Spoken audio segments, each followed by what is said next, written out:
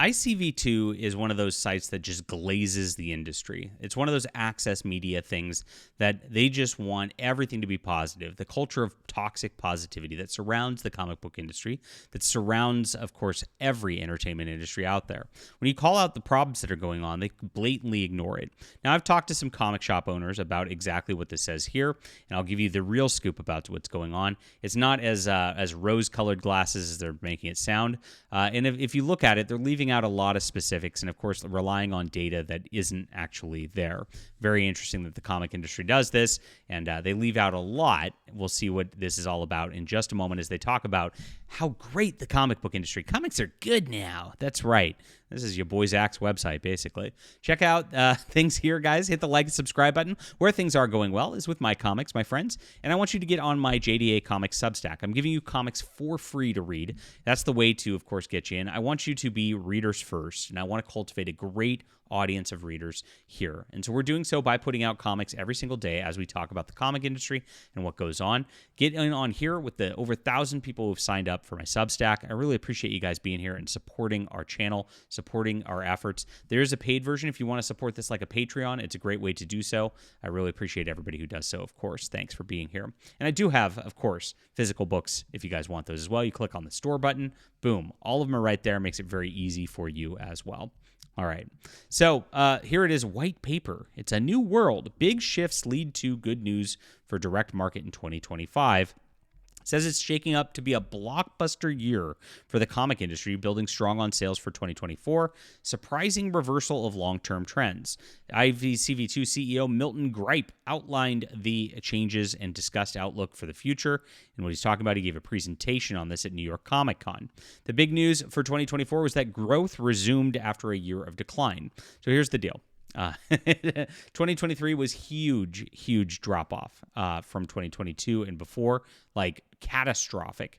Now 2024 had the launches of the Ultimate Universe, the Energon Universe, the Teenage Mutant Ninja Turtles #1, X-Men #1. They relaunched like all of their universe with these things with all new #1s and saw a gigantic boost at that point, right?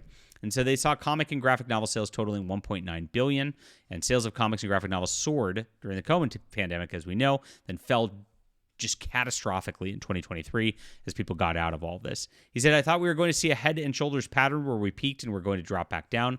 That didn't happen. Instead, the market seems to be staying where post-COVID high point was, with sales up in 2024, up 73% from 2019.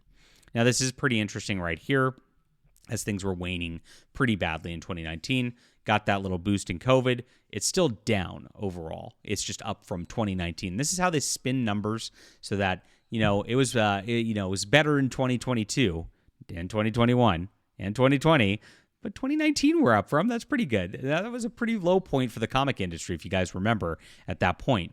Now, they say the trend's continuing into 2025, and it says dollar sales in comic shops went up by about 13%. Now, look at this. This isn't book sales, dollar sales.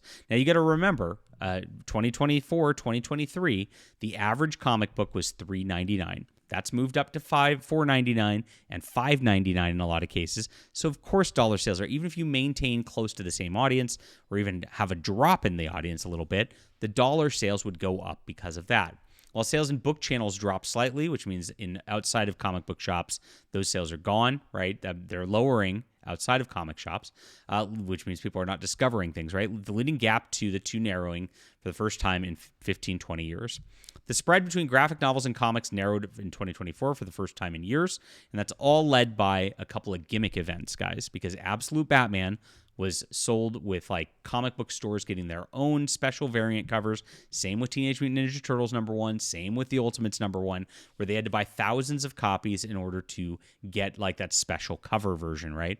And those variant covers are driving this a lot. The graphic novel industry does not have that. So the spread actually narrowed on that because of those big launches, and that's pretty obvious on that front. They don't go into the details. They just act like people are buying more floppy comics. Well, they're not. That's not the case over most of the lines. In fact, Marvel and DC are ignoring their main lines and repeating the mistakes of the past, which I'll get into in just a second.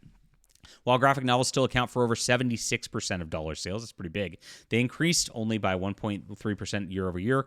Comics grew by 12.12%. That's all due to those #1 first issue collectibles. So they called it a boom time for comic direct market. Now, I've talked to a couple of comic store owners today, and they told me that they are not expecting a boom time. They're doing fine. The Absolute and Ultimate and Energon are selling well. Nothing else is selling particularly well whatsoever, and that's a big problem overall, especially for long-term civility. So they are using this Comic Hub POS system, saying it was up 27%.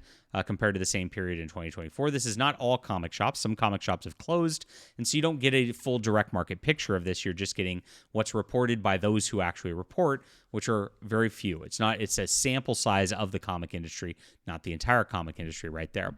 They say the increases in graphic novel sales and comic sales were identical. The uptick was slightly higher than the first 4 months of the year than the May-August period. Now, May through August period is usually a little better, so that's kind of odd. So it is decreasing as the year goes on as well. And that's because they're not #1s anymore. Absolute Batman's at issue number 13.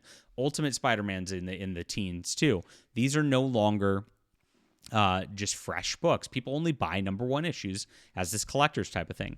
Now, they say everything that's obvious, that the Ultimates and the Absolute and Energon are good things, but this is where they draw a weird conclusion. All of these things are bringing in new readers into comic stores. I haven't seen that. I have not seen young people and Gen Z. They start talking about how Gen Z is graduating from Dogman to this. Not the case. And I've not seen anybody in Gen Z talking about these books or whatsoever. Now, again, these are variants on the universe. You have to kind of be a longtime fan to appreciate that and establish that. And they thought they had this back in the day, too, with the original Ultimate Spider-Man. When that came out, that was so hot, it trounced the regular books. It was selling a lot more than Ultimate Spider-Man or Batman is now. Let's actually go to our AI assistant and ask that. What did the original Brian Michael Bendis Ultimate Spider-Man #1 sell in terms of copies? All right, we'll have AI look this up as we talk about this. But we know that Ultimate Batman was selling around 300,000 copies, and that's with all the variant covers, right? Right now, I could tell you from my inside source at DC Comics, and this is an exclusive, Absolute Batman is selling under 100,000 copies of issue number 13. Under 100. So it's under that amount. So it's dropped off quite significantly. So the total paid circulation of that issue in 2000 is reported at 354,000 copies back in the day. So what was Absolute Batman #1's total sales? Now, I know they did multiple prints, and this is something that they didn't do back in the day. They left it and they let it go, right? So they're saying it's generally just reported as just under 400,000 copies. But remember, they did an extra reprint. They did all these things and all these variant covers. It's not that there's 400,000 readers. Ultimate Spider-Man #1 did that without all of these gimmicks like this, which is pretty interesting. Now, so that's the difference of what we are right now. It had an initial print run of about 250 to 280,000, so lower than Ultimate Spider-Man in the initial print run when that went on. And this doesn't count all the graphic novel reprints and all that have gone since then for Ultimate Spider-Man. That's just using what Marvel used to do back then, which they didn't do these 7th print, 8 prints, and keep pumping them into comic shops back then. They let it go, and that's what they did back then. It was a different business practice. So things are in a spot where there's a lot less readers than there used to be 20 years ago. They're not coming back in. Like I said, Absolute Batman is now under 100,000 units without all those gimmicks. That's their natural selling point, and that's the hottest book out there, right? The hottest book is selling under 100,000 units. Now, they're saying that everything's just fantastic. The ungraying of the comics audience, saying Gen Z's getting in on this. Like I said, there's no real evidence of that. They don't produce any evidence of that. They're just saying this at this point. And they're claiming that everything's going on Webtoon and digital readers, which I believe it is. I believe that's the case because they actually show their statistics. DC and Marvel do not show this stuff. I have to get my stuff from inside sources. And, of course, they show the weird Comic Hub data, which is not a complete picture of things. So I don't think the comic shops are doing very well. What we're going to see in 2026 is one thing.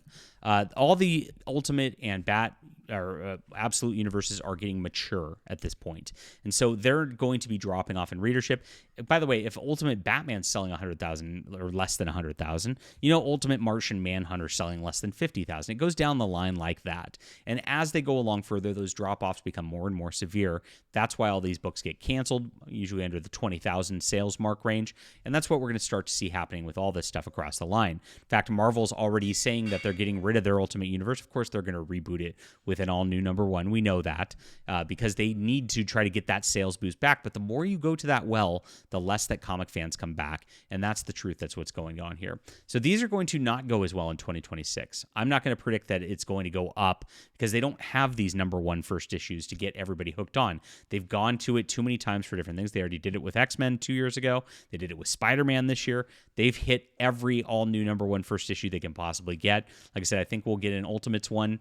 But Absolute Batman is going to be a couple years off. And so that's going to be till 2027 to get people rejuvenated with that again. And these are not things that carry on to the main line because they don't impact mainline continuity. And that's the same problems they faced when the Ultimates was so successful back in the day.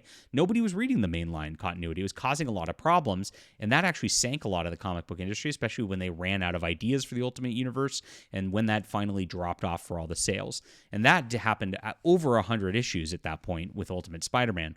Nobody gets over 100 issues in this environment. That's not happening anymore because we know that drop-off so severe. So don't listen to the industry shills right here. This is what's happening. The comic industry is smaller and tighter than it ever was before, and it's only going to get worse. Please hit the like and subscribe button. Let me know what you think about this, and also grab Flying Sparks here for free. JDA Comics Substack is in the description below. We'll be back soon.